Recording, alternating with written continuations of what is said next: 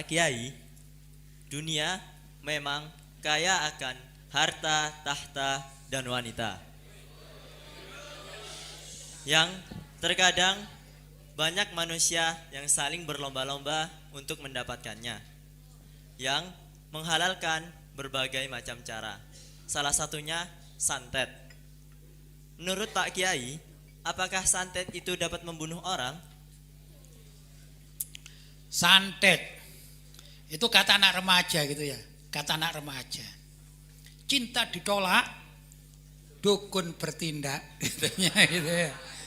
Itu ngaco namanya ya. Santet bertindak. Pertanyaannya gimana? Apakah santet itu bisa membunuh? Itu pertanyaannya ya. Santet bisa membunuh, itu bisa. Santet. Banyak orang mati karena disantet.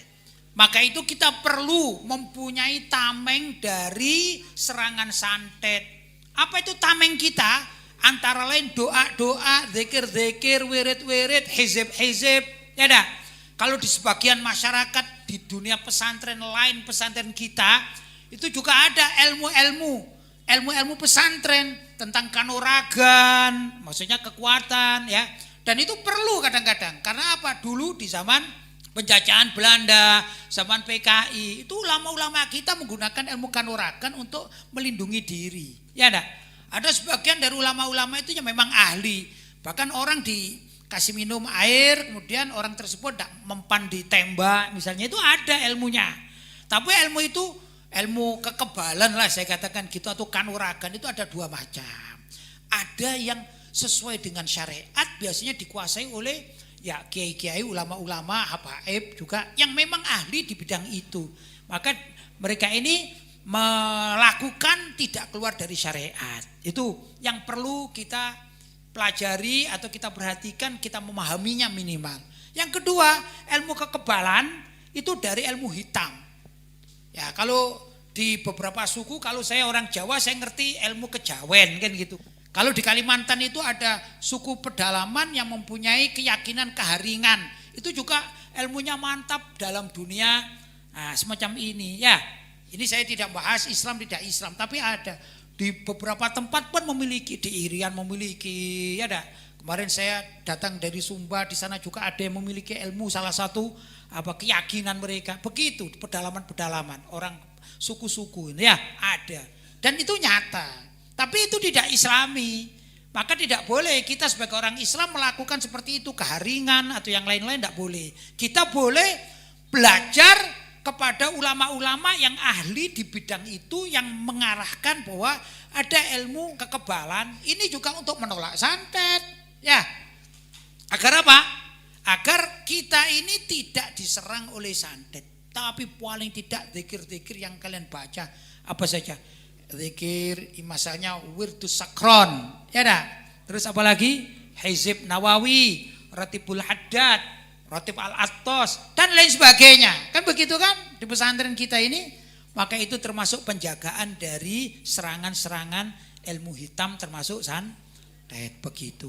Tapi saya memberikan anjuran, kalian kalaupun nanti sudah boyong dari pesantren itu tetap diistiqomahi, tapi jangan berlebih-lebihan. Dikurangi kalau bisa jangan, tapi jangan berlebih-lebihan. Maksudnya begini, misalnya di situ ada wirdus sakron.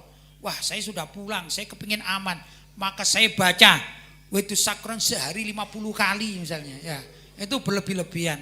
Ini khawatir kalau tidak kuat, karena setiap zikir atau wirid atau hizib itu mempunyai sifat. Ada sifatnya itu tenang, ada sifatnya itu panas. Nah, kalau orang tidak kuat, ya dah. Atau saya katakan kelebihan dosis itu bisa bahaya, kadang tidak kuat ya akhirnya ya tidak kuat. Bahasa saya bisa menceng gitu ya, saya nggak sentral dalam berpikir ya, sayang. Tapi tabarukanlah dengan apa yang diajarkan oleh pesantren. Misalnya, oh di pesantren saya bacanya wirdus sakron batal isya sekali, ya sudah diamalkan sekali. Oh di tempat saya, misalnya kan beda-beda. Di tempat saya bacanya Hizbun Nawawi itu batal asar misalnya, ya diikuti begitu walaupun sudah boyong. Tergantung dari guru atau kiainya masing-masing yang mengijazahi, itu diamalkan di rumah masing-masing guna untuk mencegah dari serangan-serangan semacam santet. Karena santet itu bisa membunuh. menyakiti dan membunuh. Ya, sedangkan santet itu sendiri termasuk sihir, dan sihir itu juga bisa memisahkan antara suami dan istri. Yufarriqu bainal mar'i wa zaujih. Ya enggak? Nah, sihir itu bisa memisahkan antara suami dan istri yang sah. Asalnya suami istri yang saling mencintai, kemudian ada pihak ketiga yaitu yang menginginkan rusak rumah tangga, maka dirusak dengan ilmu sihir atau ilmu santet, ya enggak? Atau perdukunan, hingga rusak hubungan suami istri yang semula baik dirusak oleh musuhnya. Itu ada juga dan itu nyata terjadi di masyarakat. Kita tidak ingkar, bukan berarti tidak ingkar itu kita melakukan, tapi kita tahu itu ada, gitu ya. Dan banyak juga orang disantet sampai kemudian perutnya ini membesar, kemudian mati. Ada kan? Nah, ini dikatakan sesuai dengan pertanyaan, apakah santet bisa membunuh manusia? Bisa. Itu jawabannya. Jelas?